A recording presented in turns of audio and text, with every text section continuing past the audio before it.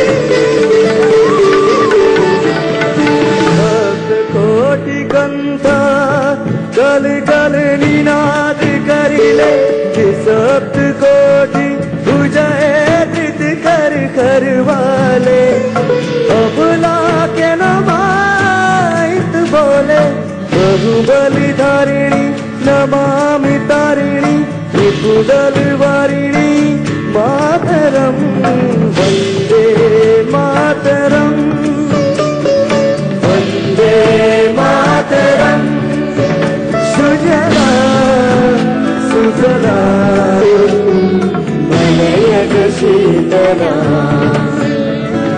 सस्य श्यामला मातरम वंदे मातरम वंदे मातरम वंदे मातरम।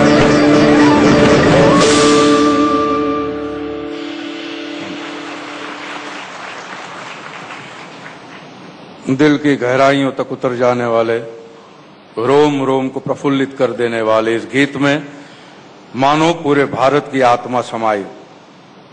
धन्यवाद बच्चों और साथी कलाकारों। अब मैं श्रीमती नीता अंबानी जी से अनुरोध करूंगा कि मंच पर पधारे सभी विशेष अतिथियों को पुष्प गुच्छ प्रदान कर उनका स्वागत सम्मान करें।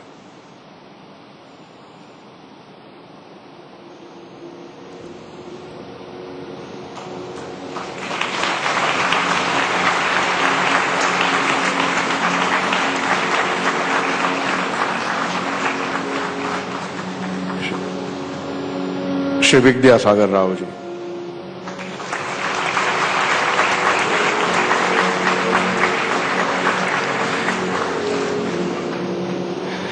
निर्मल, सादे और सरल व्यक्तित्व की धनी श्रीमती नीता अंबानी जी, मैं जितनी बार भी आपका धन्यवाद करूं इस महान कार्य के लिए तो भी कम है। यह अस्पताल मुंबई शहर को समर्पित है, बल्कि मैं तो कहूंगा कि समस्त भारत के नागरिकों ही समर्पित है, और श्रीमती नीता अंबानी जी की और उनकी पूरी डेडिकेटेड टीम हर समय पूरी तन्मयता से सेवा में तत्पर रहेंगे। धन्यवाद नीता जी। आपसे निवेदन करूंगा कि आज के इस विशेष समारोह को शोभित करते हुए कुछ शब्द कहें। नीता जी।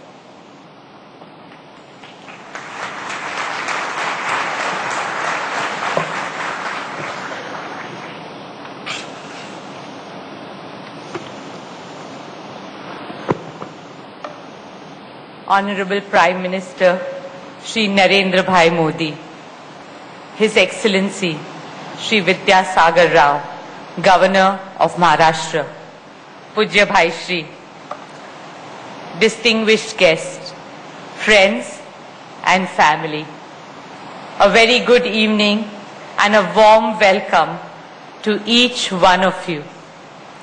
Saal Mubarak, Happy New Year, and warmest greetings.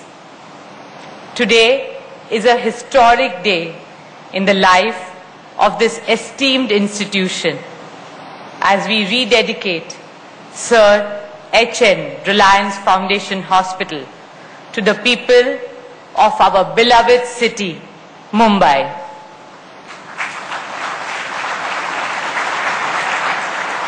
And give India a new world-class institution in the service of humanity.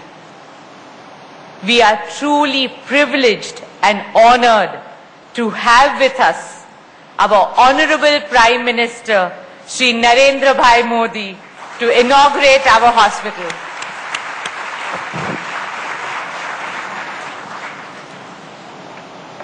प्रधानमंत्री जी, आज भाई बीज के दिन आप इस हॉस्पिटल में पधारे हैं। दीपावली के उत्सव की शुरुआत धनतेरस यानी धन्वंतरी त्रयोदशी से होती है। भगवान धन्वंतरी भारतीय परंपरा में सेहत और खुशहाली के प्रतीक है, इसलिए आज का दिन बहुत शुभ है। हम आपको विश्वास दिलाते हैं कि sir H.N. Reliance foundation hospital अच्छी सेहत, देखभाल और सेवा का एक अलग सेंटर बनेगा।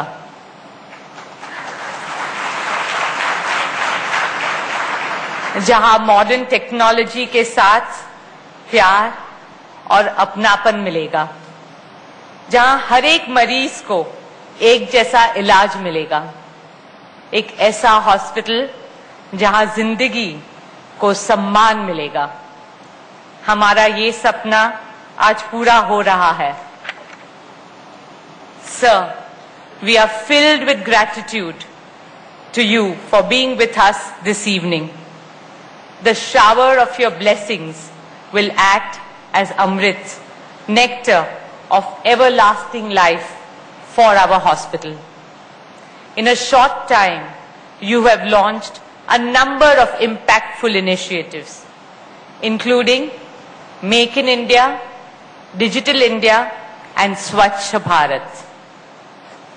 Each of these initiatives has significant and deep connect with healthcare.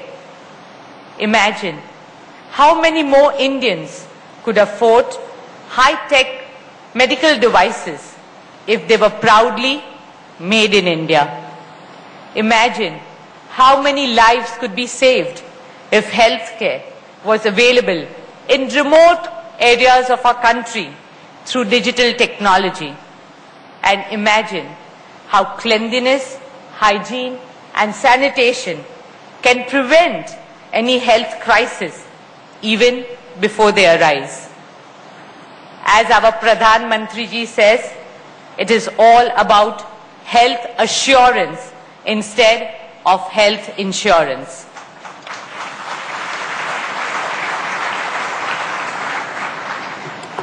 Sir, this hospital is a realization of a dream that in India we can build the highest quality hospitals that are better than the best in the world. A dream that in one hospital, each and every one will get the same quality of care. A dream. Nita Ambani को आप सुन रहे थे। प्रधानमंत्री नरेंद्र मोदी की मौजूदगी में sir H N Reliance Foundation and research centre के उद्घाटन के लिए वो वहां पर मौजूद हैं, लेकिन इस कार्यक्रम में पहुंचना था उद्धव ठाकरे को भी। आप देवेंद्र फडणवीस को देख रहे हैं, तमाम बीजेपी के बड़े नेता महाराष्ट्र के वहां पर, विनोद तावड़े भी उनके साथ मौजूद हैं। कई लोगों की मौजूदगी है, लेकिन अगर कोई नहीं पहुंचा है तो वो है उद्धव ठाकरे, जिनके ऊपर सभी की निगाहें रहती अगर वो यहां पर पहुंचते। दीपक जी बोलने के लिए पहुंचे हैं, सीधे हम रुख कर लेते हैं।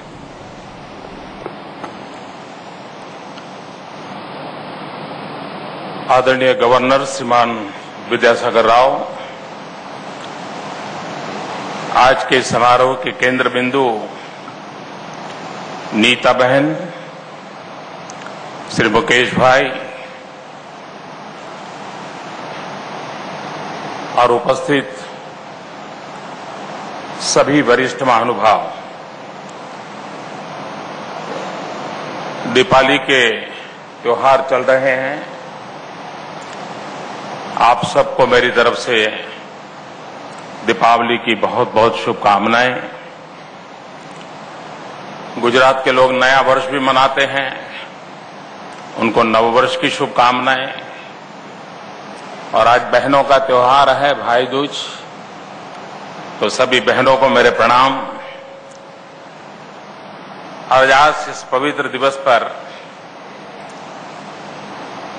अस्पताल में जब मरीज जाता है तो कायाकल्प होकर के बाहर आता है, लेकिन अस्पताल का ही कायाकल्प हो ये बहुत कम होता है। और आज मैं देख रहा हूं कि 98 ईयर ओल्ड एक अस्पताल का कायाकल्प हुआ है, उसे एक नया जीवन मिला है। एक प्रकार से जीवन का एक नया आरंभ हो रहा है इस अस्पताल का। और इस काम को करने के लिए नीता बहन को और रिलायंस फाउंडेशन को मैं हृदय से बहुत बहुत बधाई देता हूं।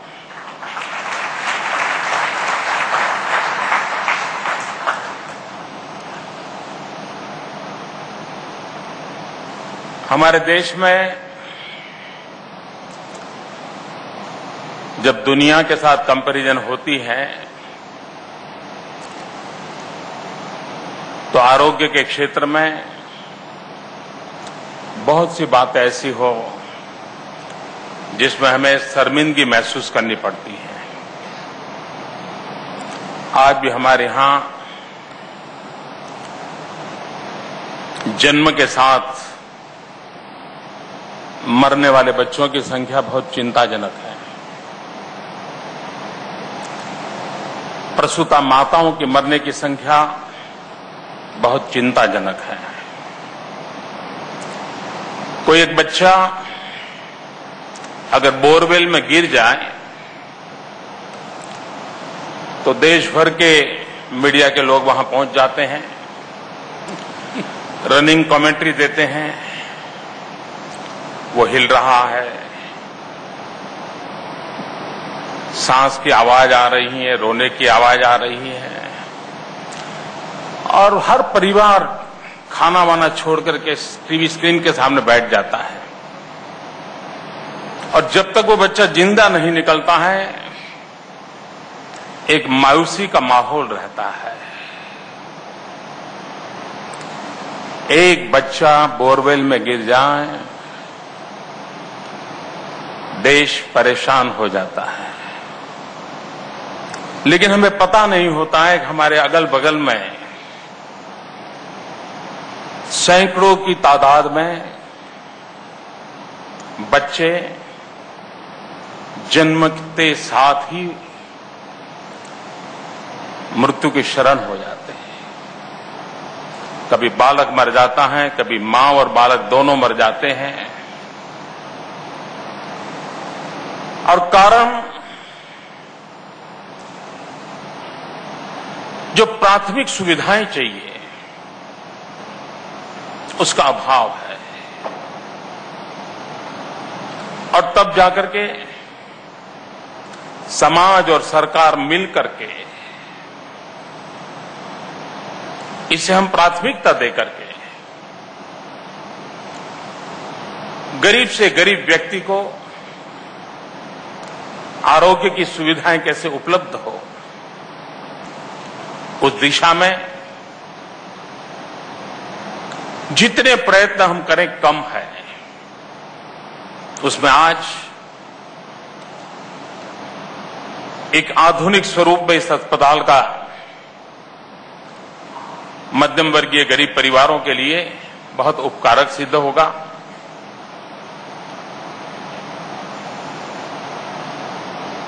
आज मेडिकल साइंस का रूप बहुत बदल चुका है और आने वाले दिनों में बहुत तेजी से बदलने वाला है।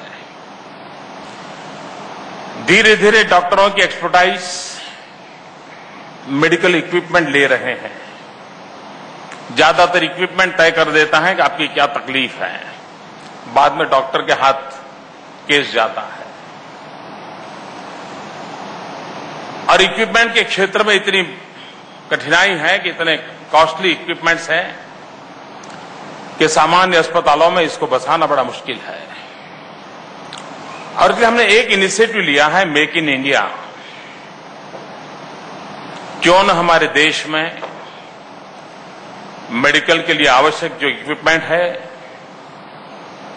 उस इंडस्ट्री को बढ़ावा मिले, फॉरेन डायरेक्ट इन्वेस्टमेंट आए और हमारे देश में इस प्रकार के साधन मैन्युफैक्चर होते हैं तो दूर दरार गांवों तक बहुत कम खर्चे में इन व्यवस्थाओं को उपलब्ध किया जा सकता है।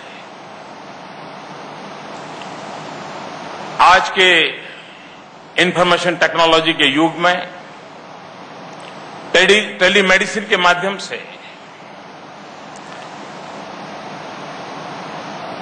एक्सपर्ट ओपिनियन के लिए कहीं दूर दरार क्षेत्र में भी, पहाड़ों में भी रहने वाले व्यक्ति को भी अगर ये नेटवर्क के साथ जोड़ा जाए तो अच्छे से अच्छी सेवा उपलब्ध की जा सकती है। भारत सरकार ने एक डिजिटल इंडिया का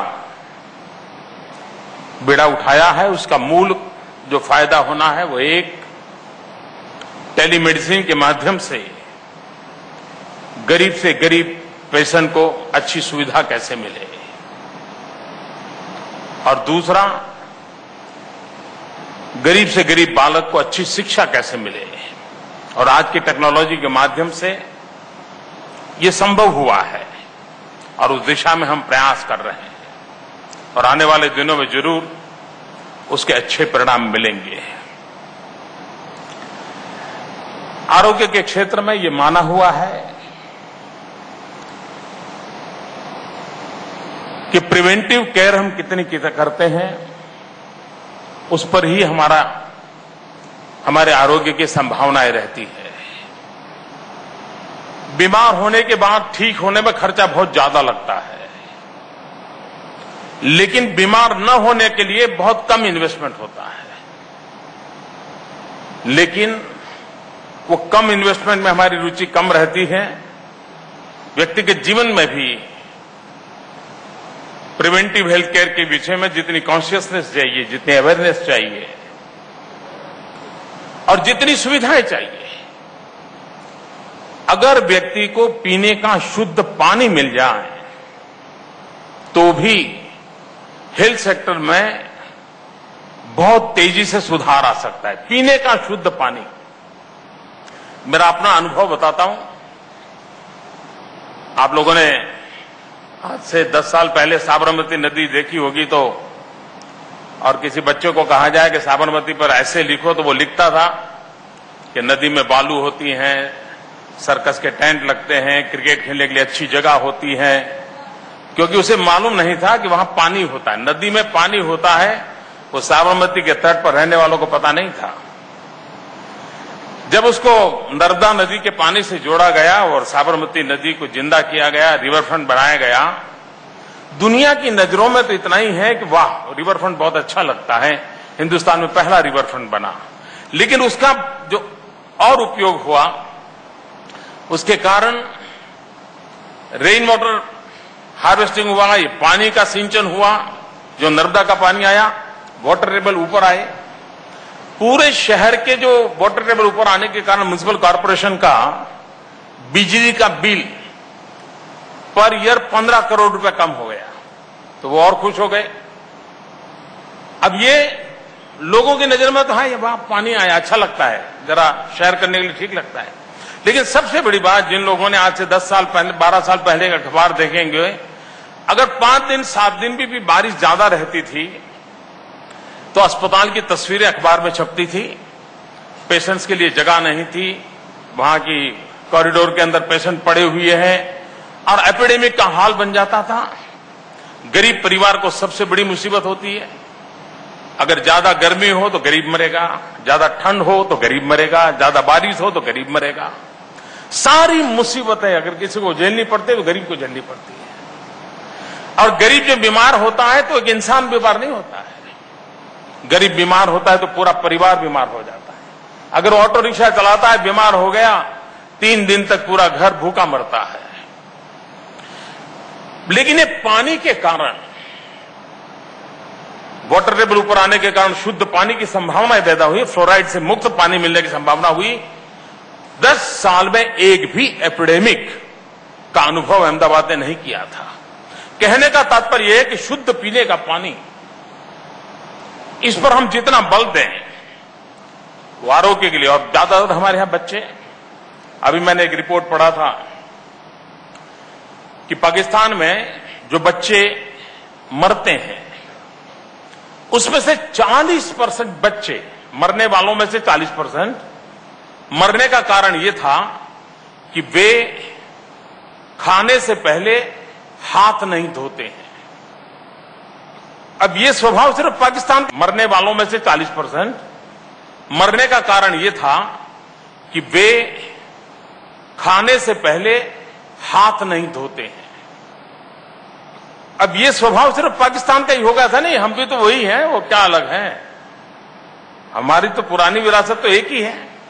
और इसलिए हमारे देश में भी गरीब बच्चे, और इसलिए अभी मैं मध्य प्रदेश सरकार को बधाई देता हूं, उसने एक बड़ा अभियान चलाया, बच्चों को सामूहिक रूप से साबुन से हाथ धोने का कार्यक्रम किया, और उन्होंने Greenwich book of world record में अपना नाम दर्ज कराया है कि एक समय में एक साथ लाखों बच्चों ने हाथ धोए।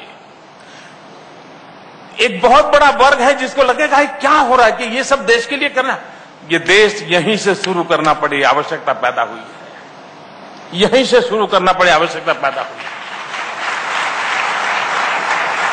और इसलिए हम इन दिशा में कैसे, अभी मैं यूनाइटेड नेशन में गया था, पहली बार मुझे बोलने का मौका मिला, और मैंने एक बात कही कि क्यों ना हम इंटरनेशनल योगा डे मनाएं। मैं लगा हूं पीछे, हो सकता है कि यूएन इसको स्वीकार करे। होलिस्टिक हेल्थ केयर पूरे दुनिया के अंदर एक बहुत बड़ा आकर्षण का केंद्र बना हुआ है। अच्छे से अच्छे डॉक्टर भी होम्योपैथी की ओर जा रहे हैं। होलिस्टिक हेल्थ केयर का मूड बना है। स्ट्रेस युक्त लाइफ में से स्ट्रेस फ्री लाइफ की ओर जाने के लिए एक मूड बना है। और दुनिया को सही चीज कैसे मिले, अगर हमारे पास विरासत है तो उसको कैसे दिया जा सके, उस दिशा में अगर हम प्रयास करते हैं तो हम अपना तो कल्याण कर ही सकते हैं, लेकिन औरों का भी कर सकते हैं। आज भी विश्व में भारत के डॉक्टरों की इतनी प्रतिष्ठा है कि जिन देशों में भारतीय डॉक्टरों का अनुभव है, परिचय है, थोड़ी बहुत जानकारी है, वहां के पेशेंट्स इस बात में हमेशा इच्छुक रहते हैं कि ऑपरेशन थिएटर में जाने से पहले कोई न कोई इंडियन डॉक्टर का चेहरा उसको दिखाई दे। जिस पल वो इंडियन डॉक्टर का चेहरा देखता है, उसका कॉन्फिडेंस एकदम से बढ़ जाता है। उसको लगता है अब चिंता नहीं है, अब शरीर उसको सौंप दो। ये इज्जत हमारे डॉक्टरों ने अपने कौशल से प्राप्त की है।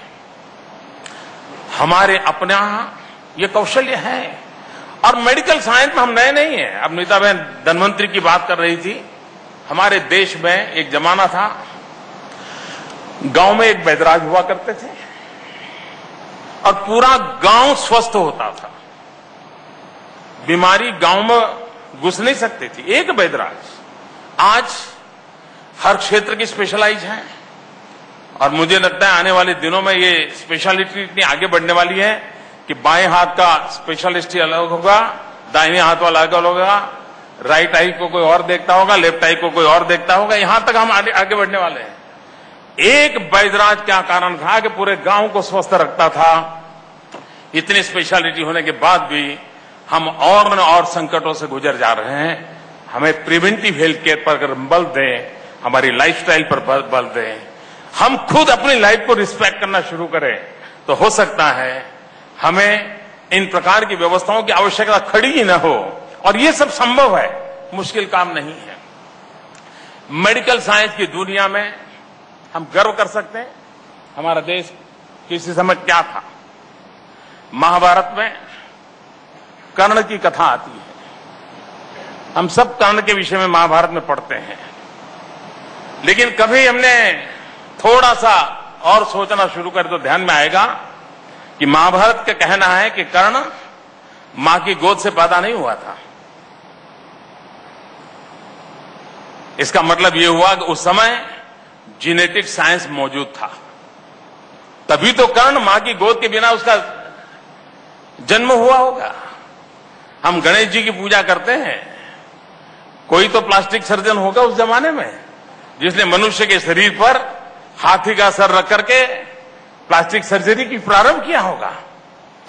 अनेक ऐसे क्षेत्र हो गए जहां हमारे पूर्वजों ने बहुत बड़ा योगदान दिया है और कुछ बातों को तो हमने स्वीकार किया है। आज अगर स्पेस साइंस को देखें तो हमारे पूर्वजों ने स्पेस साइंस में बहुत बड़ी ताकत दिखाई थी किसी समय।